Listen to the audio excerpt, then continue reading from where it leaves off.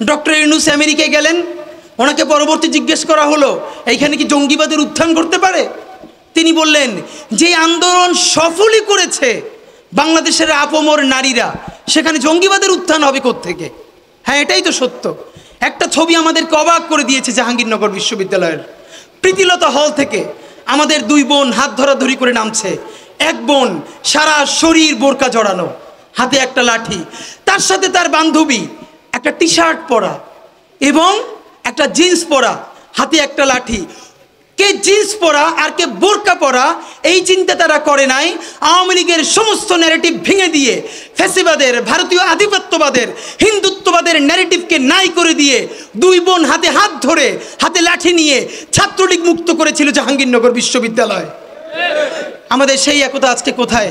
আজকে এখন আপনাদেরকে একটা কথা বলবো, আপনারা রাগ করবেন, এরপর আমি আপনাদেরকে বলবার সাহস রাখি, কারণ আমি মনে করি আপনাদেরকে আমি যত বকাঝকা করি এইটা আমি শুধুই আপনাদেরকে ভালোবেসে করি।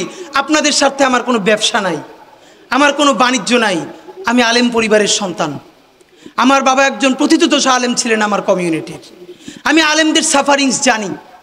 সুতরাং আজকে একটা গল্প বলি। ইনকিলাব মঞ্চের ঢাকা বিশ্ববিদ্যালয়ের সদস্য সচিব আমাদের জুমা, ও মহেশখালীর মেয়ে, ও জাহাঙ্গীরনগরের আর একটা মেয়ে, এরা তিনজন মেয়ে বোটানিক্যাল গার্ডেনে ঘুরতে গেছে কিছুদিন আগে।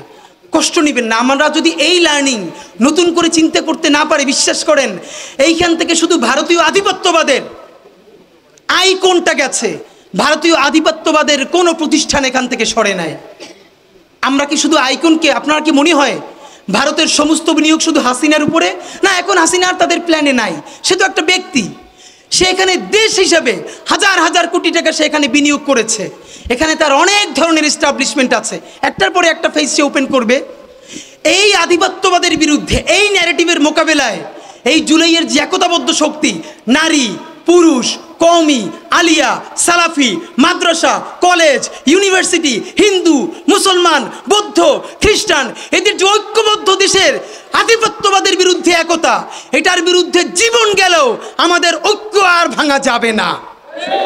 আমরা আমার মুসলমানের জায়গায় থাকবে, সবাই সবার জায়গায় থাকবে, কিন্তু দেশপ্রেমের জায়গায় আমাদের এমন কোনো কথা, এমন কোনো প্রশ্ন যদি করি যাতে জুলাইয়ের ঐক্য বাধাগ্রস্ত হয়, এইখানেই কিন্তু আওয়ামী লীগ সফল হয়ে যাবে। দেখেন জুলাইয়ে কি হয়েছে, আল্লাহর কসম এর 90% গল্প এখন পর্যন্ত বাংলাদেশ জানে না। আমরা আওয়ামী লীগ নিষিদ্ধের দাবিতে সারা বাংলাদেশের প্রত্যেকটা বিভাগে ইনকিলাব মঞ্চ থেকে আমরা পদযাত্রা করেছি, জনসংযোগ করেছি, তখন অনেক শহীদ পরিবারের সাথে দেখা হয়েছে। আমরা শুধু ঢাকার শহীদ পরিবারগুলোর সাফারিংস জানি, কারণ সেখানে মিডিয়া আছে, বারবার তাদেরকে কোনো না কোনো প্রোগ্রামে ডাকা হয়। যেই উপজেলা, যেই জেলায় যেই বিভৎসতা ঘটেছে এখন পর্যন্ত তার কোনো, দেখেন আমরা কি করতে পারলাম? এই রাষ্ট্রর কি উচিত ছিল না? হাজারবার বলেছি এই ইতিহাসকে নাই করে দেয়া হবে। সারা ঢাকায় যেই 6টা-7টা জায়গায় রণক্ষেত্র হয়েছে, যাত্রাবাড়ি, রামপুরা, উত্তরা, এরকম সব জায়গায় বিভাগীয় যে জায়গাগুলোয় গণহত্যা চলেছে, সরকার আপনি একটা কমিশন করতেন, সেই কমিশন রাস্তার উপরে স্টেজ করে প্রত্যেকটা শহীদ পরিবারের গল্প শুনবে। ঘন্টার পরে ঘন্টা যেই গণহত্যা চলেছে, শহীদ পরিবার বলবে তার সন্তানকে, তার বাবাকে, তার মাকে কিভাবে প্রকাশ্য দিবালোকে হত্যা করেছে সেই ঘটনা বলবে। সংসদ টেলিভিশনে তা একদম লাইভ টেলিকাস্ট করা হবে।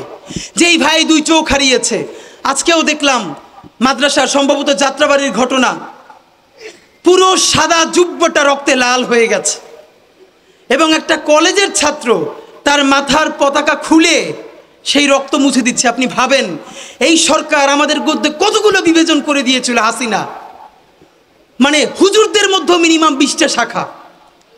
কোনোদিন নিজের ঘরানার মানুষের সাথে অন্য মানুষের কারো যোগাযোগ নাই, অথচ ভাবেন এই জুলাই আমাদেরকে এমন একতাবদ্ধ করে দিয়েছে। একটা কলেজের ছাত্র তার পতাকা খুলে একটা কওমি মাদ্রাসার ছেলের রক্ত মুছতেছে। আপনি এর থেকে ঐক্যবদ্ধ অবস্থান আর কি দেখবেন?